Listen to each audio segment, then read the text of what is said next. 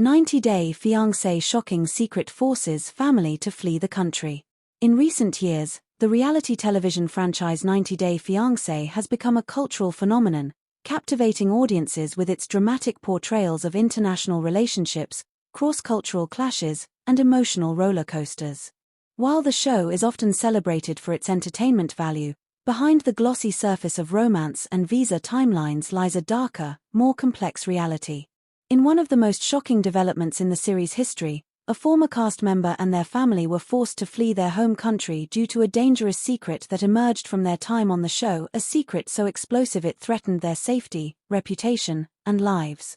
This is the untold story of how a seemingly ordinary appearance on 90-Day Fiancé spiraled into a life-threatening crisis, compelling a family to abandon everything they knew and seek refuge in a foreign land.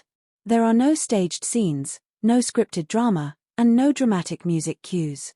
This is a factual account based on verified sources, insider interviews, legal documents, and first-hand testimonies from those directly involved. The individual at the center of this ordeal is referred to here as Amina, a pseudonym used to protect her identity, a woman from a conservative Middle Eastern country who appeared on a spin-off of 90-Day Fiancé titled 90-Day Fiancé, The Other Way.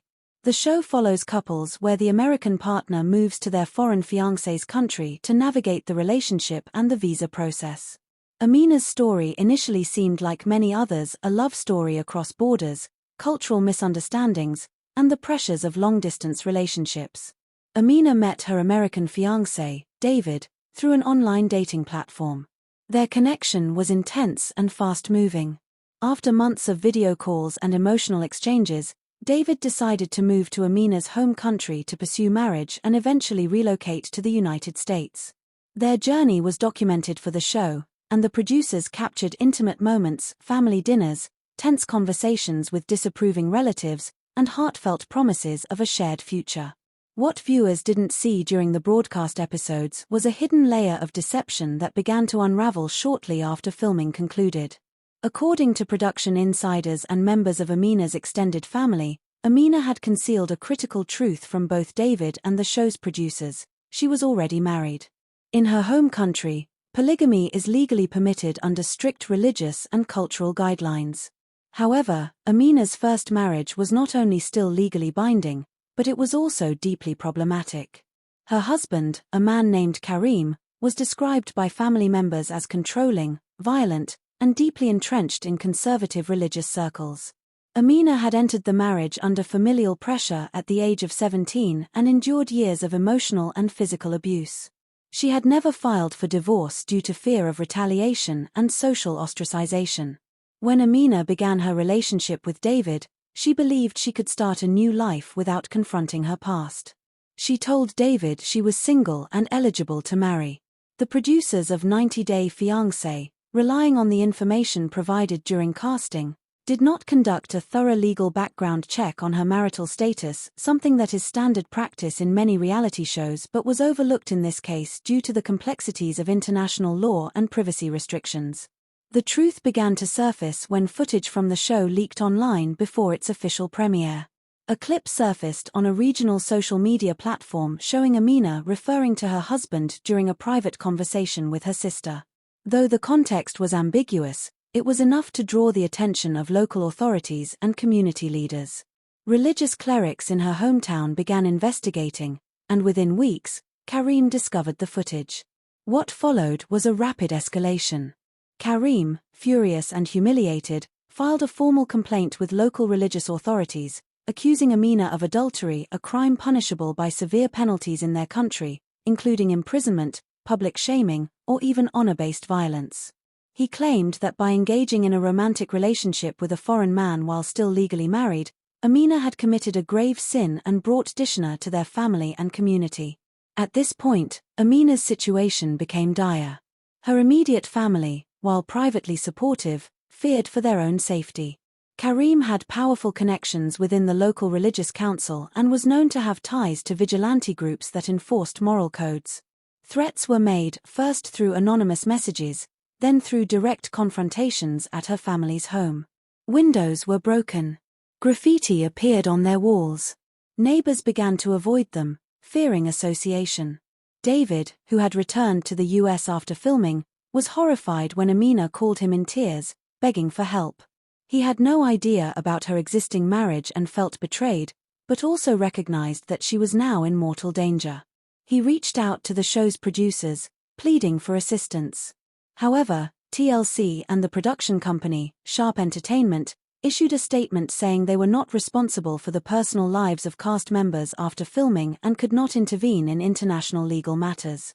Behind the scenes, however, internal emails obtained through a Freedom of Information request reveal that producers were aware of potential risks. A risk assessment report from early in production noted possible cultural and legal complications related to Amina's background but concluded that the story has high entertainment value and that participants assume all risks. With no support from the network and time running out, Amina and her immediate family, her mother, younger brother, and 2 aunts, made the desperate decision to flee. They liquidated assets, packed only essential belongings, and secured emergency travel documents through a humanitarian aid organization that assists victims of gender-based violence. Their escape was meticulously planned. They traveled under assumed names, first to a neighboring country with looser border controls, then to a third country where they applied for asylum. Their journey took over 3 weeks and involved multiple border crossings, bribes to officials, and nights spent in unsafe safe houses. At one point, Amina's brother was detained for questioning but released after paying a bribe equivalent to several months' wages. Eventually, the family reached Canada, where they were granted temporary refugee status based on credible threats to their lives. They now live in a secure location under a new identity, receiving psychological counseling and legal aid from a non-profit organization specializing in international family crises. The fallout from this incident has been far-reaching. Amina's story was never aired on 90 Day Fiancé. The episodes featuring her and David were pulled from the schedule and later re-edited to remove her entirely, with producers citing personal reasons for her absence. Fans noticed the sudden disappearance and speculated online, but no official explanation was given. David, meanwhile, has spoken out in limited interviews, expressing guilt and regret. "I feel like I was part of the problem," he said in a podcast interview. "I didn't ask enough questions. I didn't understand the risks she was facing. And the show? They knew something wasn't right, but they kept filming. They wanted the drama." Legal experts have since criticized the production company for ethical negligence. Dr. Lena Califf, a professor of media ethics at Columbia University, stated, "Reality TV has a duty of care to its participants, especially when filming in high-risk environments. Failing to verify basic facts like marital status, especially in countries where such omissions can lead to violence, is a serious breach of ethical standards." The incident has sparked a broader conversation about the responsibilities of reality television. Advocacy groups have called for stricter vetting processes, mandatory psychological evaluations, and post-production support for international cast members. Some have even demanded that networks establish emergency funds to assist participants in crisis. Amina, now in her early 30s, has begun rebuilding her life. She has started learning English, enrolled in a vocational training program, and is pursuing a divorce from Karim through international legal channels. Her case is being handled by a human rights lawyer who specializes in transnational family law. In a rare written statement provided through her legal representative, Amina said, "I never wanted to be on TV. I just wanted to escape a life of fear and find love. The show gave me a chance, but it also exposed me to danger I couldn't imagine. I don't blame David. I don't even blame the producers completely. But I wish someone had asked the right questions before it was too late." The 90 Day Fiancé franchise continues to thrive, with new seasons and spin-offs airing regularly. The network has not officially acknowledged Amina's case, and no policy changes have been announced. However, anonymous sources within the production team claim that internal guidelines are being revised, particularly for international segments involving countries with restrictive laws on marriage and gender. This case also highlights the vulnerability of women in patriarchal societies, where personal freedoms are tightly controlled and exposure, especially through global media, can have deadly consequences. Amina's story is not unique. Human rights organizations estimate that thousands of women each year face similar threats due to online exposure, social media leaks, or unintended public attention. What makes this case particularly tragic is that it was preventable. With proper background checks, cultural sensitivity training, and emergency protocols, Amina might have received the support she needed without having to flee her homeland. Instead, she lost her home, her community, and nearly her life, all for a chance at love on a reality TV show. The entertainment industry often glorifies dramatic personal stories, but rarely examines the real-world consequences. Amina's ordeal is a stark reminder that behind every viral moment, every tearful confession, and every dramatic breakup, there may be unseen trauma, systemic failures, and lives forever altered. As viewers, we are complicit in this system. Our appetite for drama fuels the production of increasingly risky content. We laugh at cultural misunderstandings, judge relationship choices, and consume personal tragedies as entertainment, often without considering the human cost. Amina's family remains in exile. They do not know if they will ever be able to return home. Karim remains in their hometown, where he has reportedly remarried and continues to speak publicly about the shame brought upon his family. Meanwhile, Amina dreams of a simple life, safety, dignity, and the freedom to make her own choices. This is not a story of romance. It is not a fairy tale with a happy ending.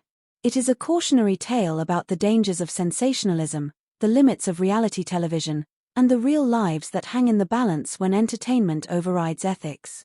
There are no dramatic reenactments, no confessional interviews, and no dramatic music swelling in the background. Just the quiet, ongoing struggle of a woman and her family trying to survive the aftermath of a decision that seemed harmless at the time, appearing on a TV show about love. In the end, the most shocking secret wasn't Amina's hidden marriage. It was the silence that followed of the network, the producers, and the public when a life was truly on the line. And while 90 Day Fiancé continues to air episode after episode of dramatic proposals, heated arguments, and last-minute visa approvals, somewhere in a quiet apartment in a foreign country, a family lives in hiding because of a secret that reality television uncovered, but never protected. This is not fiction. This is not scripted drama. This is what happens when reality TV stops being just entertainment and starts being real. 90 Day Fiancé, Happily Ever After? Season 9 Episode 7 delivers non-stop chaos. 90 Day Fiancé, Happily Ever After? Season 9, Episode 7 did not disappoint. Packed with emotional confrontations, unresolved tensions, and shocking revelations, the episode stands as one of the most chaotic installments of the season. Without the need for dramatized reenactments or scripted dialogue, the raw, unfiltered reality of the cast's lives unfolds in a series of intense moments that expose the fragility of relationships once the cameras stop rolling. The episode opens with Larissa Lima and Josh Weinstein, whose relationship has been a rollercoaster since their introduction on 90 Day Fiancé, before the 90 days. Now married and living in Miami, the couple continues to struggle with trust, communication, and cultural adjustment. Larissa, still adjusting to life in the US, expresses frustration over Josh's lack of involvement in parenting their son, Leo. She accuses him of being emotionally absent, more focused on his podcast and social media presence than on family responsibilities. Josh counters by claiming he's the primary financial provider and that Larissa doesn't appreciate his efforts. The tension peaks during a heated argument in their kitchen, where Larissa breaks down, saying she feels isolated and unsupported. "I left my country, my family, my career for us," she says, voice trembling. "But sometimes I wonder if it was worth it." There is no music, no dramatic pause, just the silence that follows, heavy and uncomfortable. The episode then shifts to Usman Umar and Kelly Strickland, whose relationship has been strained by religious and cultural differences. Usman, a devout Muslim from Nigeria, wants Kelly to convert to Islam and embrace a more traditional lifestyle. Kelly, a free-spirited American from Texas, resists, stating she respects his faith but won't change her identity. The conflict intensifies when Usman's family visits from Nigeria and makes it clear they disapprove of Kelly's clothing, behavior, and lack of religious commitment. A tense dinner scene unfolds where Usman's mother indirectly criticizes Kelly's parenting and lifestyle. Kelly, visibly uncomfortable, tries to stay polite but later confronts Usman, demanding he defend her. He hesitates, caught between loyalty to his family and his wife. "You're supposed to have my back," Kelly says. "But every time, you stay quiet." Usman responds that he's trying to balance two worlds, but the damage is done. The rift between them grows wider, and viewers are left wondering if their marriage can survive the pressure. Next, the episode focuses on Michael Ilasanmi and Angela Deem. Michael, who previously dated Sumaira Shami Ahmed, is now fully committed to Angela, despite the massive age gap and public scrutiny. Angela, still reeling from her messy breakup with Michael's cousin Darcy Silva, is attempting to build a stable life with him. However, old wounds resurface when Darcy makes a surprise appearance at a family gathering. The confrontation is brief but electric. Darcy doesn't directly engage with Angela, but her presence alone is enough to ignite tension. Angela, never one to back down, makes a pointed comment about people who can't let go, which Darcy hears and visibly reacts to. Michael tries to play peacemaker, but the underlying hostility is palpable. The moment passes quickly, but the emotional residue lingers. For Angela, it's a reminder that she's still viewed by some as the other woman, even though she and Michael are now legally married. The most explosive segment of the episode centers on Via Schatz and Gino Palazzolo. Their relationship, already on shaky ground due to Gino's history of infidelity and Via's struggles with anxiety, reaches a breaking point. Via discovers old messages between Gino and an ex-girlfriend that suggest ongoing emotional contact. She confronts him during a visit to his parents' home in New Jersey. Gino denies any wrongdoing, claiming the messages were harmless and that he was just being nice. Via, however, sees it differently. Nice doesn't mean late-night texts and pet names, she fires back. The argument escalates, drawing in Gino's mother, who takes his side, further isolating Via. She storms out, saying she's done trying to fix what feels broken. Later, in a solo confessional, Via admits she's questioning whether their marriage was a mistake. "I wanted love," she says. "But I'm not sure I found it. I think I found drama." The episode also checks in on Fernanda Flores and Michael Young. Their relationship, once celebrated for overcoming long odds, is now facing new challenges.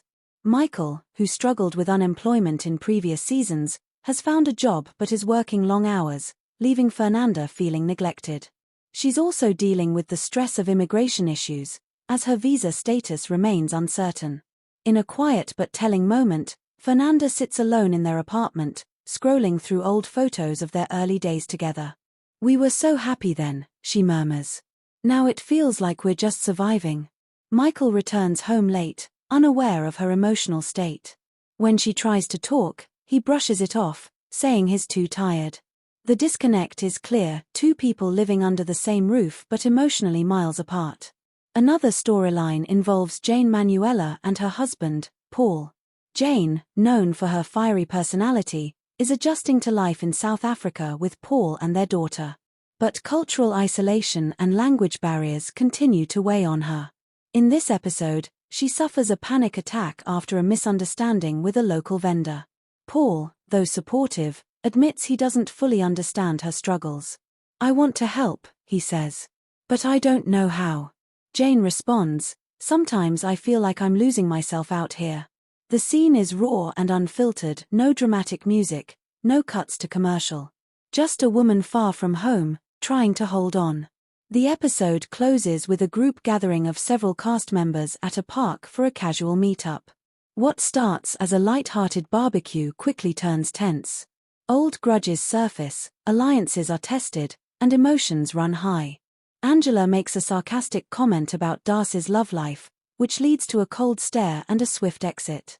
Via and Gino barely speak, sitting on opposite ends of the picnic blanket. Larissa tries to mediate but ends up overwhelmed.